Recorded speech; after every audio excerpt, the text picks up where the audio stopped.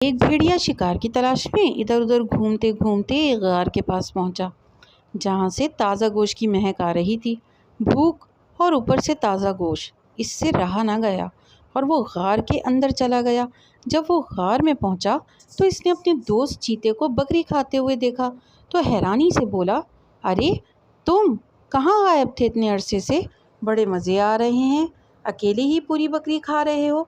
चीता बोला, हाँ भाई, शिकार के लिए मेहनत की, अब इस मेहनत का फल खा रहा हूँ। तुम सुनाओ, खैरियत तो है? बड़े कमज़ोर दिखाई दे रहे हो, हालांकि पहले तो अच्छे भले सेहतमंद थे। भेड़िए ने कहा, क्या बताऊँ, तुम तो आसानी से शिकार करके खा लेते हो, मगर मुझे काफ़ी परेशानी होती है।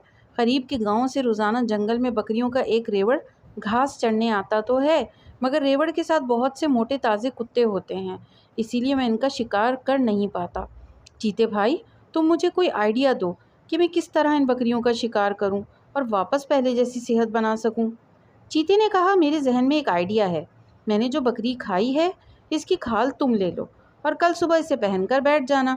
फिर जैसे ही रेवड़ आए, तुम बकरी का भेष बदलकर इसमें चुपके से शामिल हो जाना, और आगे क्या करना है ये तो तुम खुद जानते हो। समझ गया चीते भाई, क्या आइडिया दिया है, वाह। चीते का शुक्रिया अदा करते हुए भेड़िए ने वहाँ से खाल उठाई और रुखसत हो गया। रोज़ाना की तरह जब अगले दिन बकरियों का रेवड़ आया तो भेड़िया वो खाल पहनकर चुपके से बकरियों के रेवड़ में शामिल हो गया और एक बकरी को अपनी खुराक बना ली। इसके बाद वो रोज़ाना ऐसा करने लगा। भेड़िया बड़ा खुश था क्योंकि वो बग़ैर मेहनत के रोज़ाना एक बकरी को अपनी खुराक बना रहा था।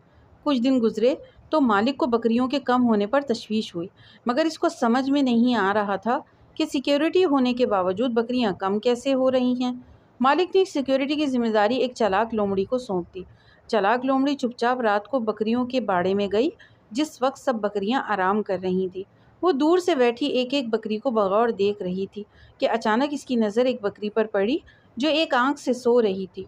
इसी तरह एक आंख को खोले, दूसरी को बंद कर ले, और दूसरी को खोले तो पहली आंख बंद कर ले। इसने ये सारी बात मालिक को बताई तो फ़ौरन मालिक के जहन में ख़्याल आया कि इस तरह तो भेड़िया सोता है।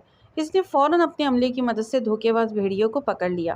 प्यारे बच्चों, झूठ बोलकर, धोखा देकर हम आर्जी तौर पर तो कोई खुशी हासिल कर सकते हैं, मगर याद रखें कि झूठ जल्द या कुछ देर में सामने आ ही जाता है और फिर आपके पास पछतावे के सिवा कुछ नहीं बचता। भेड़िए की इस कहानी से हमें ये सबक हासिल होता है कि हम पक्का इरादा कर लें कि कुछ भी हो जाए, हमेशा सच ही बोलना है, कभी किसी को धोखा नहीं देना है।